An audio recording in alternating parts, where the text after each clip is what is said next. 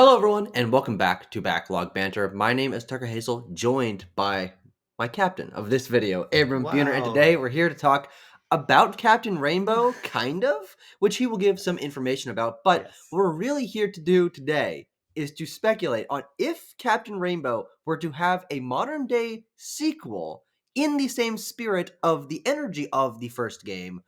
What would that game be like? And this is such a bizarre topic that we're kind of really going to be finding our way through this topic Yeah. as we go. But really, what this is going to give us an opportunity to do is A, flex our Nintendo knowledge, hopefully educate some people about some more niche and strange parts of Nintendo history, but then also reflect on Nintendo's history in a comedic way, which is Yeah. what the original Captain Rainbow, as he'll get into, was about. But we're going to be putting this in the context of 2020's Nintendo having an extra history, an extra 20 years of history since the first one released. And so if you're a fan of Captain Rainbow or Nintendo history, we have a Discord server that you can join and talk to us about. But also, once you get a feel of what the flow of this video is, we're going to be going character by character. Leave ideas for jokes, Sure. for sections of the game that could also be included in the comments. It's going to be bizarre, but I really hope you guys learn something and have a good time. But Abram, give some context. Yeah. What the hell are we talking about? We are talking about Skip's 2008 Wii game Captain Rainbow, which is one of my favorite Nintendo games and an extremely niche title that never left Japan when it released on the Wii. Skip is probably most famously known by the audience for making Chibi-Robo. Yeah. But this was, in my opinion, an even more interesting project. Essentially, you play as this guy, Nick, on this island called Mimmin Island, which is full of forgotten Nintendo characters who are in some way morally or spiritually broken. Yes. And it's your job to come... Which is how I feel about most Nintendo characters in general. So That's I'm like, fair well, enough. why'd you choose these ones, you know?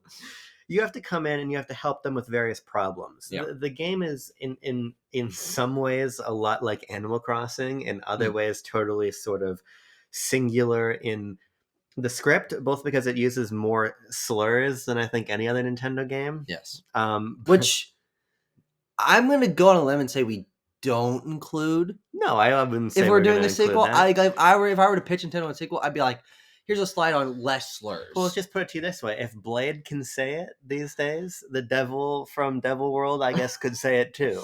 Sure. What I love about Captain Rainbow is not only is it this sort of like alt Smash Brothers in that it's collecting all of these various forgotten Nintendo characters and putting them on this one island, but it also is extremely heartfelt. So while the raunchiness, the very regional, singular region sensibility of it, the overall concept, I think, is what people latch on to achieve with Captain Rainbow, because it is not an easy game to play.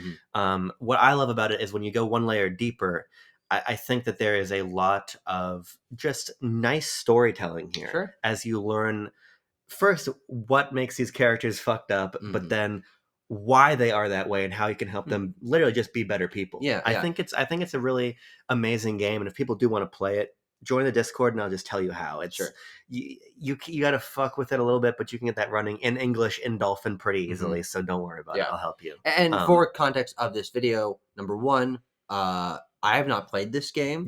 I am lightly familiar with it. You have told me about it, and as a Nintendo fan, I've done a solid amount of research to sort of understand the gist of it. But also, this is a Wii game released in 2007, which I don't think you mentioned earlier, that then reflects on the history before that point. And mostly NES, Super Nintendo era characters. Yeah, so what's going on here is, as Tucker was saying, we're going to go through some characters that would fit a modern Captain Rainbow title. But at the time, what you were doing is you were solving problems with characters like Birdo. You encounter an overweight Little Mac who can't stop eating fruit. You have to get him back in shape. You encounter the soldiers from the like the Wars series, your Famicom Wars, etc., who are like you got to go play volleyball with. You find the devil from Devil World. You meet Takamaru, Crazy Tracy from Legend of Zelda. It's a lot of very niche characters, especially at the time. And even though the visibility of some of these characters is definitely higher, I mean, obviously Birdo is not even a niche character by any means anymore. At the time, it was a very eclectic and strange mix. Totally. And obviously this came out a little bit before Punch-Out comes back, and things like that. So it was released at a very interesting time. I really implore people to, if not play, go check out. There's a couple of really good videos about it. There would have been a really good article for me about it, but it was never published by the site. Can we turn that into a video? Can we read that out? Do they still have the rights or something? I don't know. I'm sure you could do it. Who's gonna know? Frankly. Yeah. Frankly. Yeah, that's how I operate, by the way. There's like one person who would maybe know, but we'll talk about this another time. But yeah, so let's get into it a little bit. Again, bearing in mind those characters, bearing in mind a little bit of historical context we've given so far. We have a list of 6 different characters who could make for a funny and interesting reflection on the forgotten parts of Nintendo's history as it stands now. So Tucker, where do you want to start? I think let's start with the characters that I think Nintendo fans would most want to see in a game like this. And that is the one we have first on our list, which is the Chorus Kids. Yes. Now, Rhythm Heaven is a long-standing Nintendo series. It's Nintendo's one of their only like rhythm game series they've ever done. And there are 5 entries. It spanned different consoles. Has a very unique art style made by the same WarioWare team. So it has this sort of eclectic, bizarre energy, very fast-paced. And it's something that Nintendo fans really love. Yeah. The only way that I knew what Rhythm Heaven was, who the Chorus Kids were, when I was younger, was that Chorus Kids for Smash. Let's put them in there. There was like a leak or a rumor about them being in Smash 4, I think, or something like that. But it was very talked about and like, oh, we love Rhythm Heaven. We want that to be represented in Smash Brothers. And so, especially because with Megamix, I believe, being the last entry in the series period on 3DS, it doesn't seem like there's no rumors like we're getting another Rhythm Heaven, though it's still very possible. We saw Famicom Tech Club and Endless Ocean come back this year. But because those are such iconic characters with an art style, a sense of humor, I think is really nice to have for incorporating into this game. The Chorus Kids were like the first one that jumped to mind for us of how would we treat these sets of 3 little guys with the bow ties. Like there's definitely a story to be told there. Well, and we're talking about it a little bit, and we're gonna riff and have a little fun. Yes, because everybody, like I said, in Captain Rainbow has a background. They've got a problem that has to be solved. The Chorus Kids, they're kids, they're children. Yes. So in this game, they're exploited child performers. Yes, absolutely. I think that's true in the games as well. Yeah, I think that's canon. It's not even subtext. Yeah, it's just text. You almost think that they're probably on like what they're doing, like a drug of some kind. Oh well, sure. I mean, performance enhancing drugs, like how like Wizard of Oz, like these children in like the 60s that were doing movies, they hopped them up on drugs to keep them performing for hours and hours at a time. I would bet. I can't name a huge amount of Rhythm Heaven characters, but I know Karate Joe. You think Karate Joe is he the mastermind? Is he behind it? You're saying that Karate Joe would be like the Major Tom? Yeah, exactly. To their Elvis. Yeah, not Major Tom. You're thinking of Tom Hanks. Major. Yes. No, Colonel. The Colonel. Sorry. Yeah, not Colonel Major Tom. No, Snowman. Snow job better than no job. Yeah. That's actually a line from the movie. But yeah, no, I like this idea. Yeah. So you'd play as Nick, and the interesting thing about Captain Rainbow is there's like this day-night cycle. Yeah. And well, unless we want this to be like a legacy sequel, and so it's like Nick's daughter or something. Like this is like actually 30 years later. Oh, you could do that. And you have to help Captain Rainbow. We're adding a 7th character. Yeah, we'll get that at the end. That's fine. We're doing a legacy sequel. Yeah. You play as his daughter or his granddaughter or something. Sure. And hey, all right, we're getting there. Yeah, you fight with a yo-yo. You transform into your actual superhero form. You fight some creatures. You go around. You find some shooting stars. Yeah. You'd have to find a shooting star to grant the wish of the Chorus Kids, which is to escape the influence of Karate Joe. Yes, and his drugs. Yeah, but I also like the idea for these Chorus Kids. One fun trope that you sometimes see in media is someone who was a very popular child performer and has since fallen off and still clings on to that fame from when they were a child, and so they've kind of become schlubby. Their house is full of like memorabilia from when they were a child. No one really recognizes them anymore. That's the energy that I feel the Chorus Kids, especially in sort of the reflective nature of this, of time has passed and they are no longer relevant, and they're trying to reclaim those glory days. Like maybe they're going to a convention and like fans aren't lining up at their booth. They're lining up at like Ashley's booth or whatever, or Wario, I guess. Like and their autographs are worth like half as much. Absolutely. Yeah, but I still like the idea. Yeah. Somehow we work in this story of when they were children, they were being taken advantage of by Karate Joe. But the current day story where you are helping them is not only to help them come to terms with the fact that they were taken advantage of and presumably in some way abused as children. This is a serious game, by the way. This is a mature game, right? Has a mature rating. Captain Rainbow's not. I think it's rated T. Oh well, but that's still a higher rating than most Nintendo games. Yeah, frankly. I mean the point of like Crazy Tracy's storyline is that she wants to fuck Takamaru. Yeah. So so we're delving into some themes here, and she's dominated Link in the past. This is part of the narrative.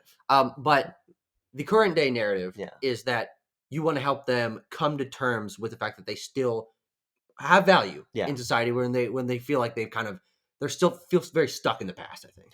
Yeah, and I mean, as a complete sidebar, I'd be curious to see when Rhythm Heaven is going to come back, because I think it will. 2025. This current era. That's a November game.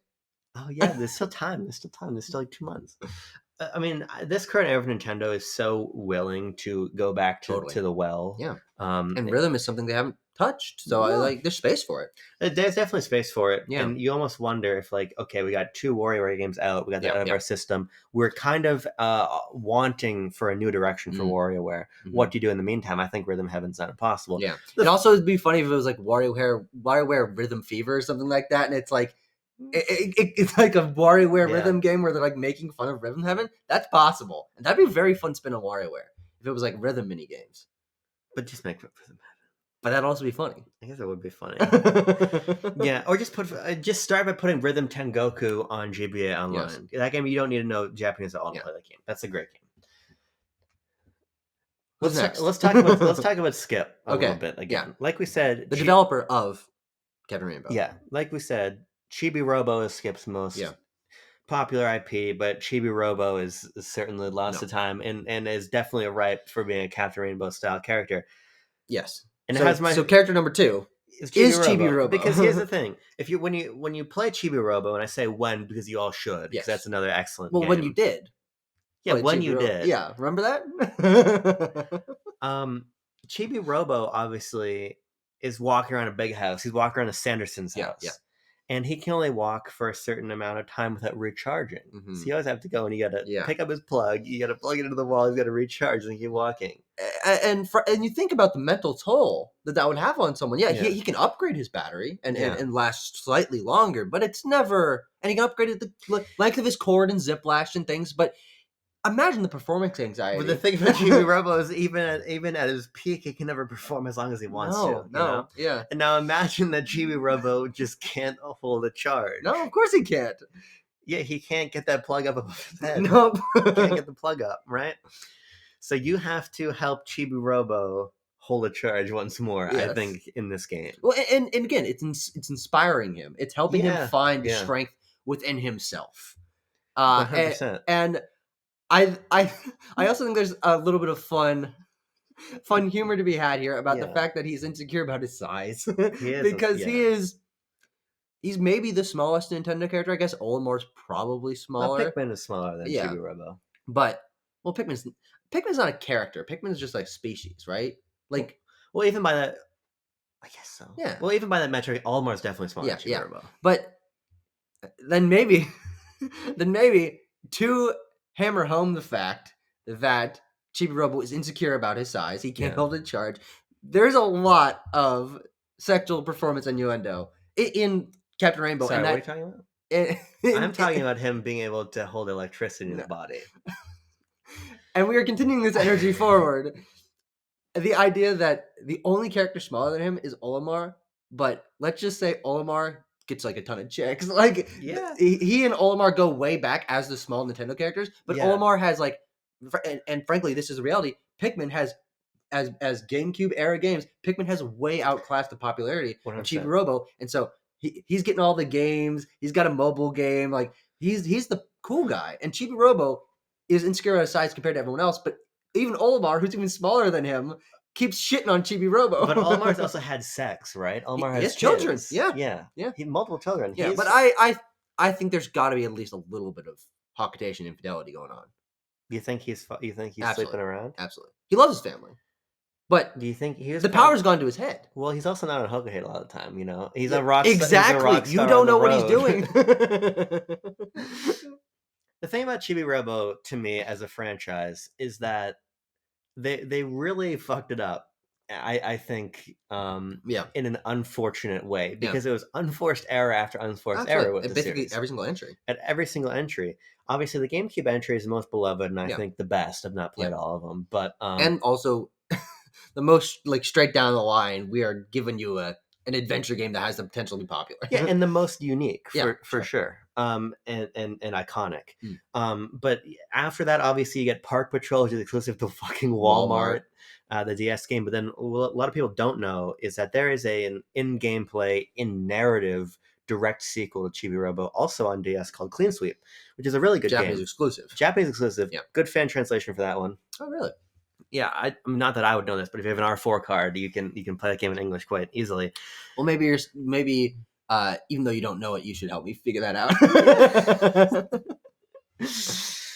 Yeah. And then there was a motion control port on Wii of Chibi-Robo, and that didn't come out in English. Yeah. Which would have been, I think, that would have been great if that game had been out on Wii. Yeah. In the States, in Europe, I think that would have been great. The thing with Chibi-Robo is I just think that Chibi-Robo came out at the wrong time. Sure. When you look at the sorts of games that are popular now, especially in the indie space, the sort of heartfelt narrative, the irreverence. Yeah. I think that Chibi-Robo, the alternate gameplay style. Yeah. I think it would do quite well now. And Chibi-Robo also, if people have played Chibi-Robo and haven't played Captain Rainbow, there's a lot of similarities in terms of narrative, in terms of mechanics and everything. So if you played one, we gotta get your white ass on GIF-PIA. Doesn't have a fan translation. I don't care. We gotta do it anyway. Frankly. Yeah. I would really like to play GIF-PIA. GIF-PIA also has a character in Captain Rainbow. Oh, really? Oh, cool. There's a Skip cinematic universe going on. Yeah, here. I know the least about GIF-PIA. Yeah, because that's the hardest to play. They also had a game on WiiWare called Snowpack Park, where you play as your Mii on in another town. It's another town style game. But the town is full of like actual penguins. Oh, how about that? Like realistically rendered penguins. I'm gonna guess not released in the West. It was actually. It was only on WiiWare though, so that's crazy. Never heard about it. There's probably some way to play it. There's a Wii Folder Josh review of that game. Great. But in terms of him not being able to charge any, being insecure about his size, any extra details you want to add about Chibi-Robo? Something about we can find some little corporate thing going on there because Chibi-Robo is a product in the world of Chibi-Robo. Maybe he feels like he's not unique or something. Maybe he's got kind of a Buzz Lightyear thing going on where it's like, you are a toy, and he feels like, I'm just one of many. I don't have anything going for me. That's true. I mean, he is literally like a utility. He's there to serve. Yeah, that's all. When he does serve, he's good at serving. Yes. There's also Giga-Robo, who is like the bigger guy, who when he takes a step, the whole house shakes. So he's not a very practical. He's not a very practical household helper. Yeah. I would like to have a Chibi-Robo. Like if are you saying if Chibi-Robo was real? I don't understand why you're adding if, but when Chibi-Robo was real. Yeah, I would love to have a Chibi-Robo. I don't know. I think it's simple. It's about we're making a joke about fucking. Yeah, sure. Keep it simple, stupid, or whatever the acronym goes. God. Tucker, give me the next one here. Oh, Jesus! Unlock your phone. The next one is going to jump us forward quite a bit to the world of 3DS eShop games, which is an area that, especially given how little eShop presence Nintendo has comparatively had in the Switch generation, it feels like a lot of that energy has been gone to the wayside. And the interesting thing about Nintendo 3DS eShop exclusive games is that there were multiple series that released only on that system. And only 1 minute to Switch in Box Boy. Yes. But the one we are going to be talking about is the one that's not a series and it's not really a game, which is Rusty's Real Deal Baseball, which is, I think, maybe one of the most bizarre video game projects that has ever been released. I want to file an injunction here. Oh, okay. Have you ever played Rusty's Real Deal Baseball? I have. Yeah, I had it on my 3DS. Played this one. I had it on my 3DS at one point because I remember going on the 3DS and downloading everything that was free at one point. Sure, yeah. And just I was like, fill up with Pokemon Shuffle and demos for things, and they had like a Pokemon Rumble game, like anything that had Nintendo and free, it was on my 3DS. Because that was the era of Badge Arcade, so I was in the Badge Arcade. I was never on the Diamond. Yeah, which are interesting. Those are kind of two sides of the same coin, in some way. And so maybe we even like pair these two characters together. I mean, because they've got to have some sort of business rivalry going on. This was the free to start era. Yes. So talk to us just a little bit more about Rusty's Real Deal Baseball, if you can. Is that in your wheelhouse? Well, I mean, yeah, I can give enough credit to provide us some comedic value. And frankly, it's inherently comedically valuable because Rusty's Real Deal Baseball was an application that you downloaded, and you would talk to this kind of gruff dog guy, and you would haggle with him for prices on things. And I mean, like, actually, like, I don't think it was like games. Like, you couldn't get your digital copy of Alpha Sapphire to be 20% off. Yeah. But, like, I think it was like themes and like maybe street pass mini games and things, and you would I don't remember playing it that much, but I know the process is real of talking him down to give you discounts on actual Nintendo eShop products. Nothing of immense value, but the idea that you could have that happen, period, is insane. That's cool. I really know nothing about Rusty. Okay. Yeah. Well, it seems like a problem that you have. It is. I just sort of know, like, his face. And this is going on Twitter now. Abram does not know. His face is sort of burned into my mind, right? Yes. Because you describe him as droopy. He's like... I said gruff, but... Gruff. He is also droopy. Actually, none of the letters between gruff and groupie... Gruff and droopy are shared, so you just completely came up with that. So here's our feeling, right? Yeah. Rusty is obviously he runs a baseball field. Yeah, I'm correct in that at least. It's clearly some sort of like insider sports betting going on that brings Rusty down. Yes. Because really, you could make an argument that maybe Rusty's not running a totally above board business as is, or he's at least skirting the line. But you have to imagine, like, he's got sort of the inside track. Okay. I need to correct myself. Sure. Okay, so it was free to start. Yeah. There were mini games that you could play in it. Yeah. And this is where I got mixed up with the Street Pass things. You had to buy the mini games individually. You could haggle with Rusty to lower the price of those mini games. Sorry, it wasn't external, but it was official Nintendo. Games that mini games, but that you were lowering the price on. That is important context. I was slightly wrong about what I was saying, but continue. Sorry, I just wanted to make sure. He's sports betting, absolutely, but he's betting on inside information. Yeah, because it's like there's like because he owns the stadium or something. Yeah, and he's probably hearing the chatter from the coach. I think who's on the bench this week. I think that while he was sort of just he's ostensibly the like shopkeep of this baseball diamond. Like he's like, okay, you go up to me, give me tickets, you like go and play the fucking fair games or whatever. So he's running the hot dog stand basically. But I think that with the insider trading that he was doing and giving people on the slide discounts, I think he built up an empire. I think he owns a baseball team now, and I think that he trains his baseball team. Maybe he owns multiple under different pseudonyms, and he sets like entire brackets up where it's like wrestling. Like they script these things, and he sells the information to the highest bidders, and they get to win bets. I see. So it's not just that he knows. I think he's actually just a bad person. You think he's just a bad person? Yeah. I don't think that's a big leap of logic. So what you're saying to me is that Rusty has multiple teams. Yes. And then Rusty is putting them against each other. Yes. But maybe this is the real deal. But maybe he's like putting a little some in the Gatorade canister. I wouldn't deny it. Yeah. And he's taking like a really nice cleanup batter out of commission. Yeah. It's like a laxative in there. He's just shitting. He's supposed to hit the plate, but he's shitting. and Rusty's just making, because he's probably making like a percentage on these transactions. You almost think that like You almost think that like Copper and Booker caught him, from Animal Crossing, the cop dogs, okay. Well, or Bite and Bark or somebody. I like Bite and Bark. Let's do that. Let's go with that. But I think maybe the goal of your playable character here, is to get him caught. Like show him the error of his ways. Vigilantism. Yeah. Well, you're maybe.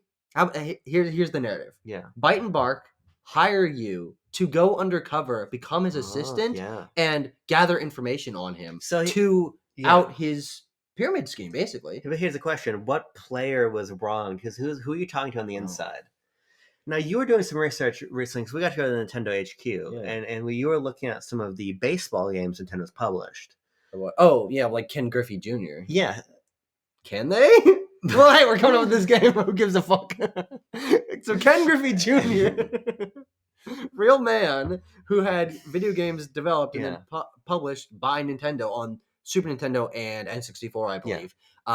Those are Nintendo games. They're just as much Nintendo published games as fucking Pokemon. As Mario Baseball.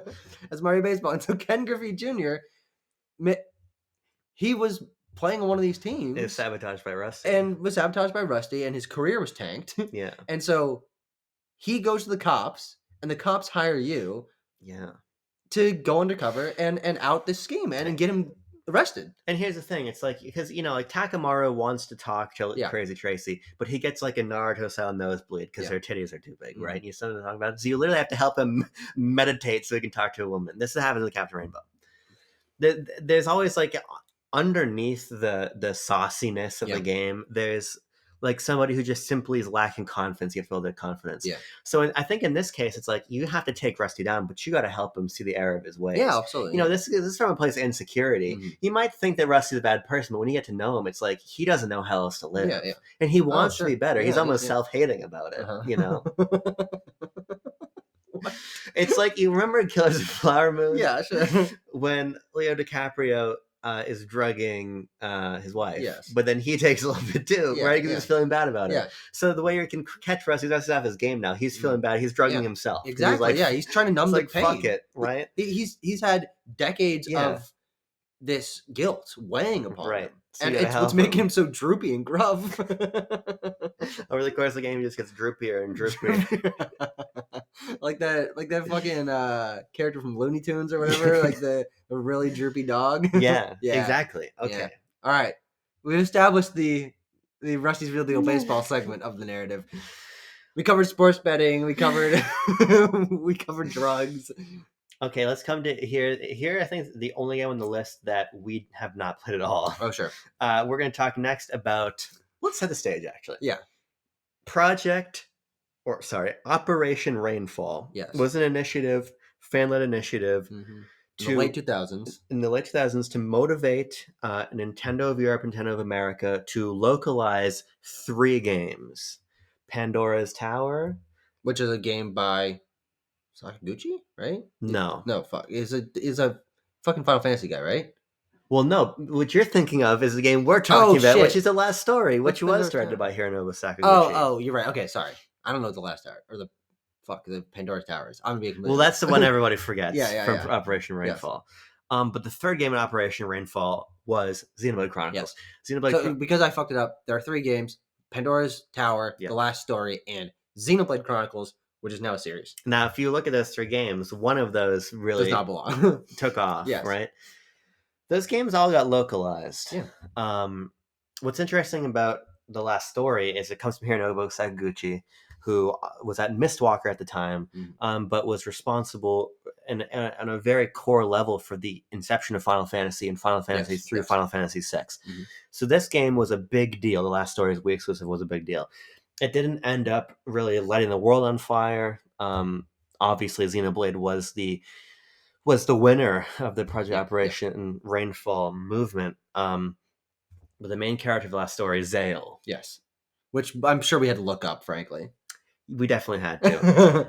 He's got to be feeling pretty bad about this. Now, I have to admit, this is a little bit similar to the Chorus Kids narrative of being kind of jealous of Wario. But I do think in the context of Operation Rainfall, the fact that Zale looks at Shulk and sees what he could have been is that's just like a reading into the reality of what happened with these games.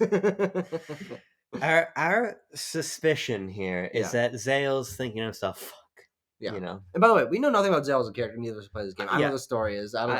This one's just a good idea. Yeah, this is just a good idea we're riffing on. We're teaching you about about Operation. I keep calling it Project Operation Rainfall. It's just Operation Rainfall. Please drop the project. It's cleaner that way. Zale's thinking to himself, "Fuck. Hironobu Sakaguchi's a legend of the game." Yeah. Right? And of course, we by name reference him. It's a legend of the game. I like the idea that we're going to put Sakaguchi in this game. He was like both him and Shulk's manager. Yeah. And when Shulk started to take off and the Xenoblade series became popular, because I like maybe in the world of this, is like he was the producer of like Sakaguchi was the producer of a couple of movies. Exactly. And the Xenoblade series of films took off, and the Last Story series of films did not. And so he started like putting like Zale, put him in shitty movies. To be clear, also, it's not a problem to really break the fourth wall, because Crazy Tracy has pictures of renders of Link from Twilight Princess. Oh, interesting. And Mario from it's like a fucking sports game, or whatever. Sure, yeah. In her home. Yeah. So we can fuck around a little bit. It could just be the series. And we also have Ken Griffey Jr. in the game as well. He's saying stuff, man, Xenoblade is in the Xeno tradition, there's Xenosagas, there's Xenogears, all this shit. But I hail from the guy who made Final Fantasy. Yeah. And sure, after Final Fantasy, he's making Blue Dragon, he's making Lost Odyssey, these aren't setting the world on fire on Xbox. But you got this lineage. Sakaguchi, to this day, one of the goats of the game. Yeah. Of JRPGs. Of games. Yes, of games. Of JRPGs in particular, he is a grandfather of that genre. So Zale's probably thinking, these fucking guys over here, Shulk and Ryan and Fiora, they're from fucking Xeno. Yeah, Xeno is not a series of the same importance of Final Fantasy, if you can believe it. But indeed, it was Xenoblade that wins bigly over Last Story. And now Xenoblade is not in sales, but I would say in importance to Nintendo, an A-tier IP. Yeah, it's certainly a premier series for diversifying their 100%. Library, and that's what these games at the time were, because Nintendo didn't really do JRPGs, and so these big games on Wii being made in Japan and then being brought to the West, it's like, look, Nintendo is involved in these sort of things, and that's what Xenoblade ended up becoming. I'm completely honest, I don't even know what gameplay of The Last Story looks like. I'm going to assume it's not as grand as Xenoblade, which is what really became Xenoblade's defining feature. Xenoblade obviously more of an MMO style action combat system. Sure. Yeah. But I don't have that too much for this one. I just think it's a funny idea. Yes. I just think so. You guys riff on that, especially if you're a Last Story fan and our idea titillates you. Tell us where this could go. Maybe work a little bit of Zale's personality and history into it somehow. This is you got to finish the prompt. Yes. But I think this is a Mad Lib style.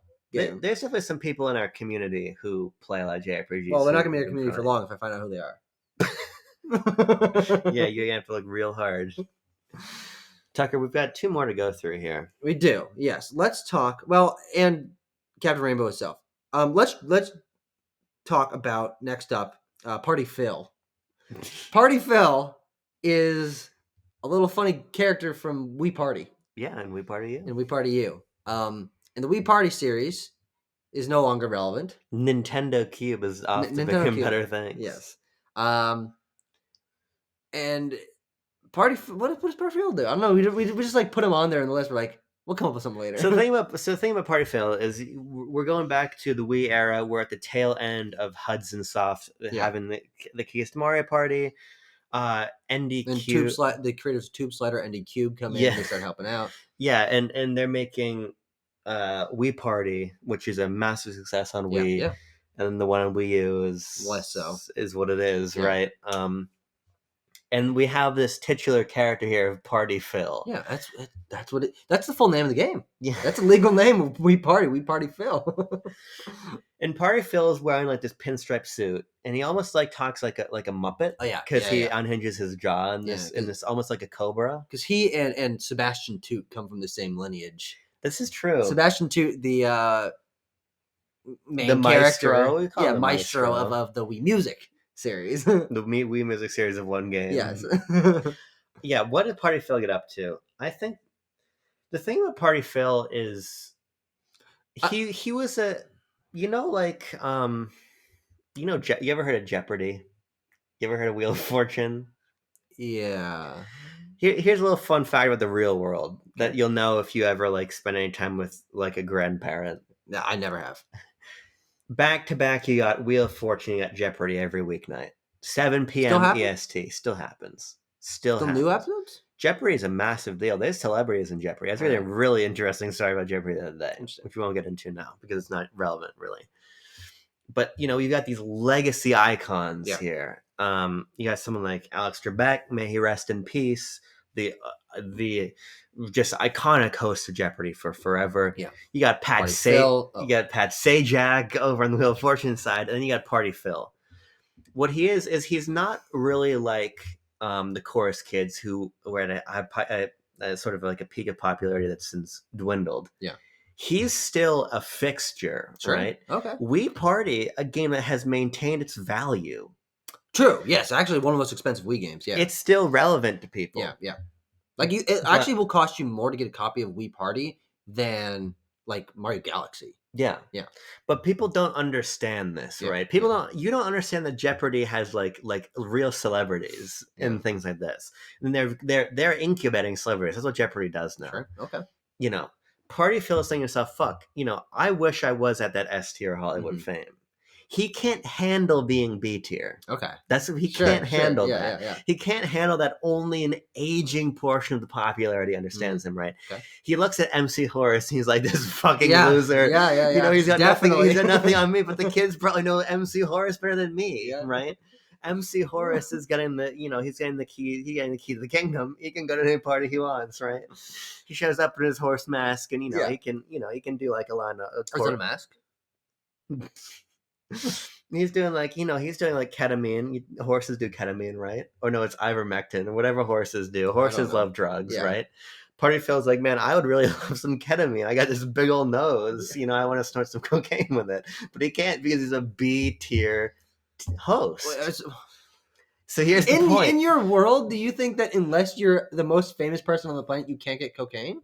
Well, actually, I knew a lot of people in college who did cocaine. Well, so, how famous were they? They were really not famous at all. I think the larger point is that it's who he wants to do it with, right? I see. He wants to get into the best parties. He wants to be in the best parties. Yeah. But instead, he's with, like, who's the guy from Buzz? Sure. Yeah, no, definitely true. Yeah. And I think his name is Buzz, actually. He's here with Buzz, right? And they're doing, it's just not, the powder's not the same. Absolutely. The snow's not compacted the same way.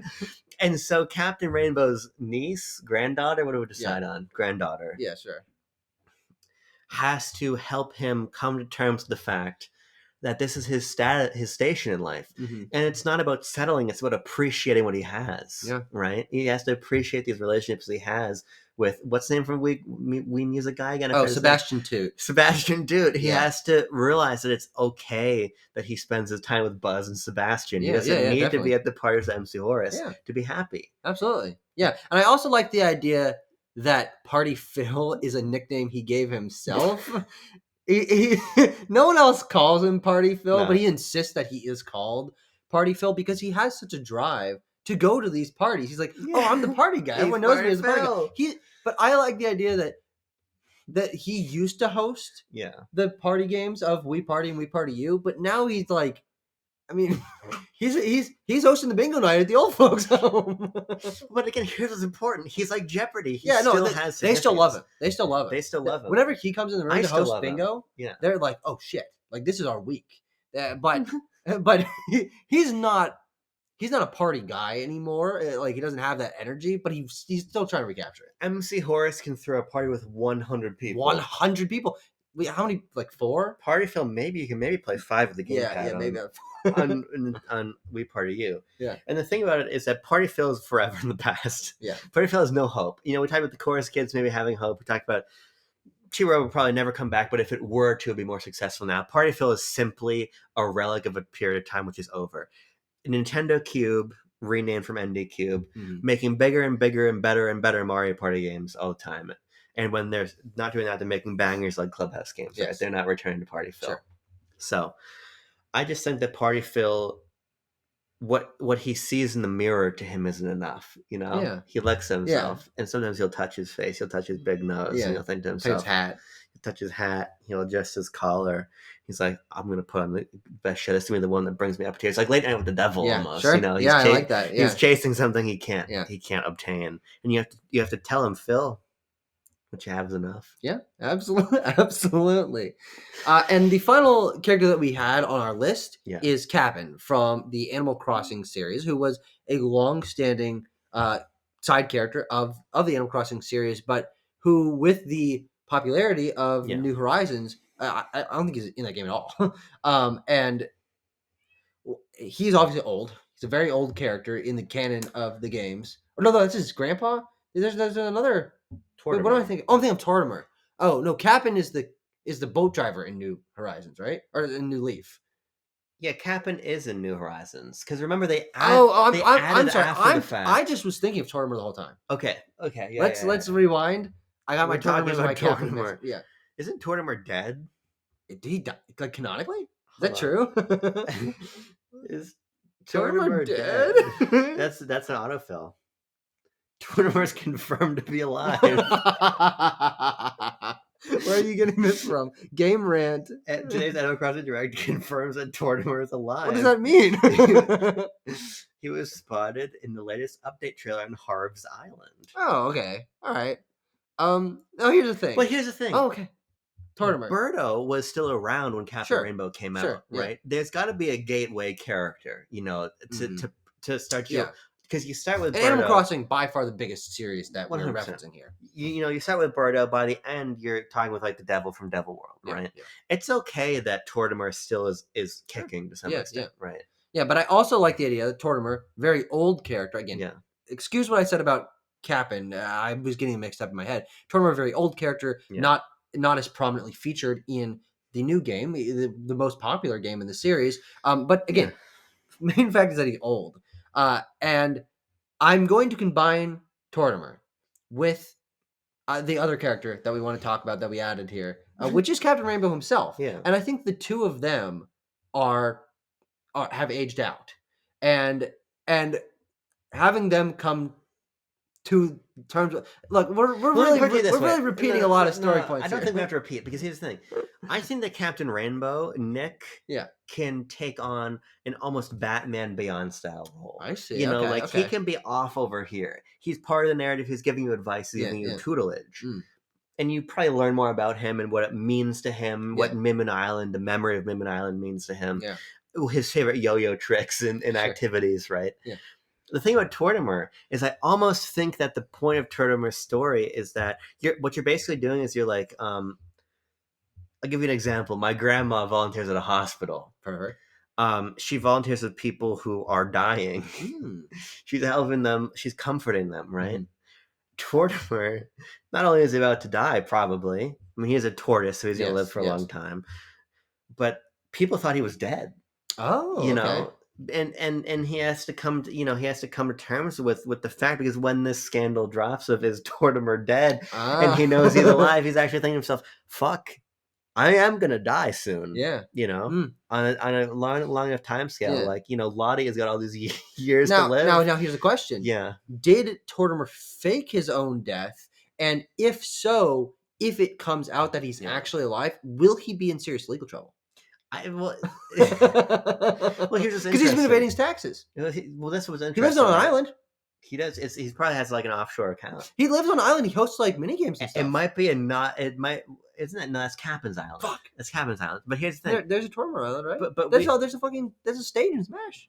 But what we're learning here is that Tortimer is on Harv's Island. Yes. Well, what we need to understand is whether this island is a non-extradition island. Yeah, sure. Because I bet that Isabel and like Wendell are trying to expedite him back to the mainland. Yeah.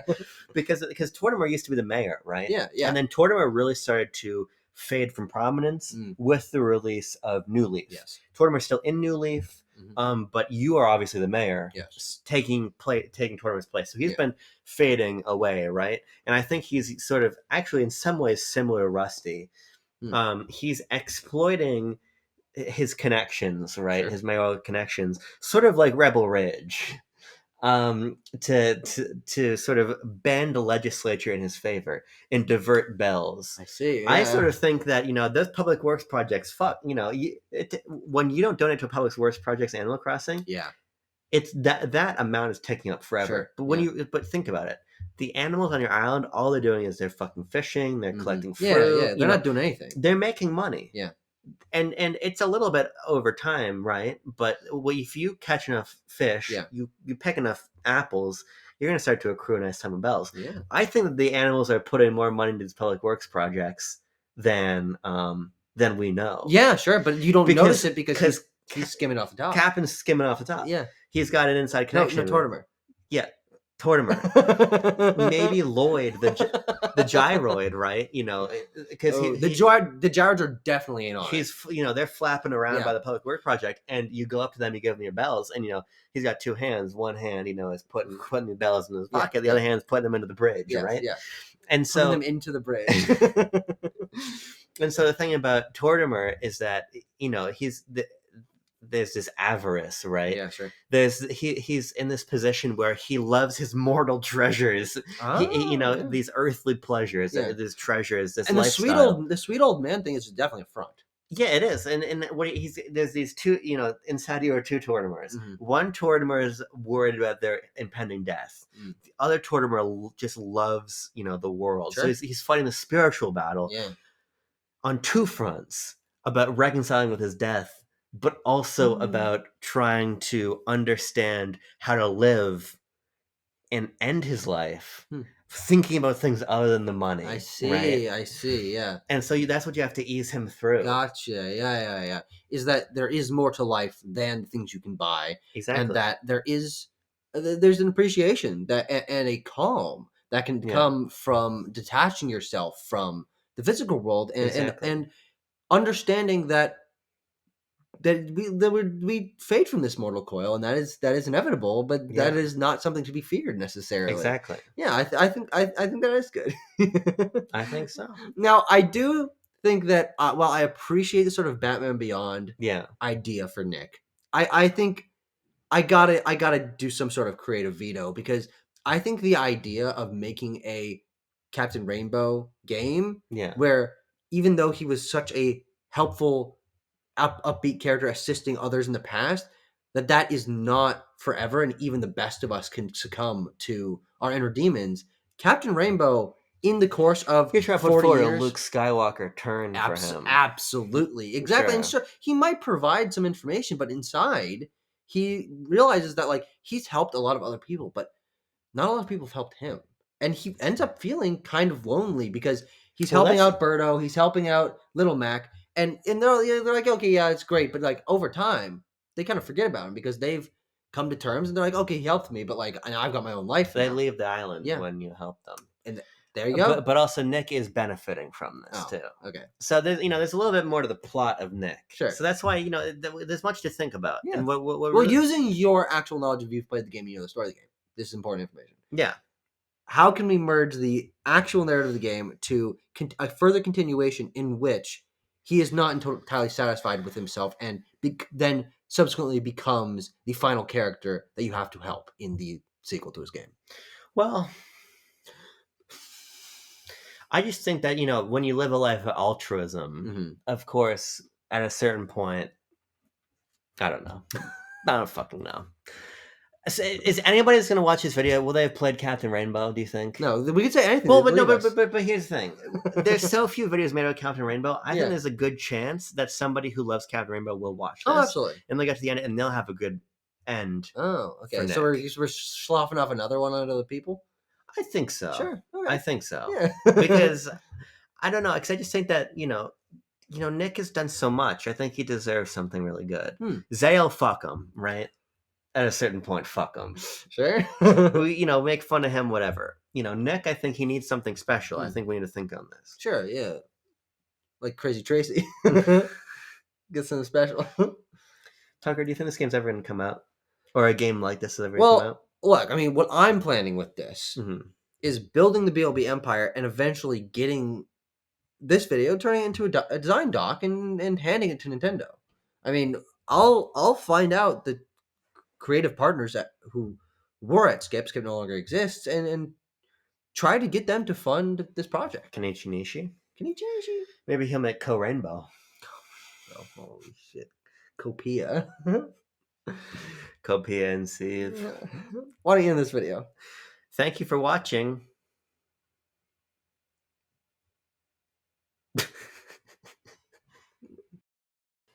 Yeah, we'll see.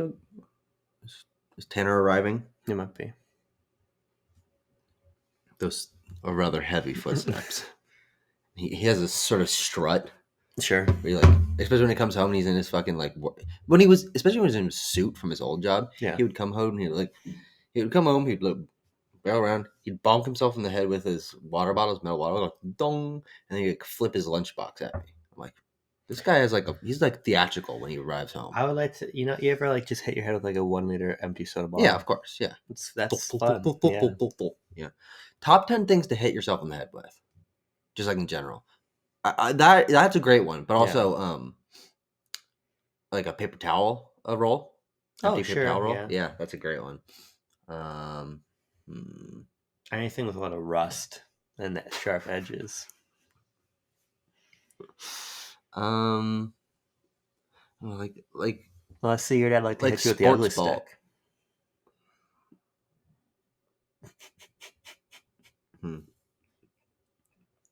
Yeah, I'll think about that. Yeah, you consider that. Okay.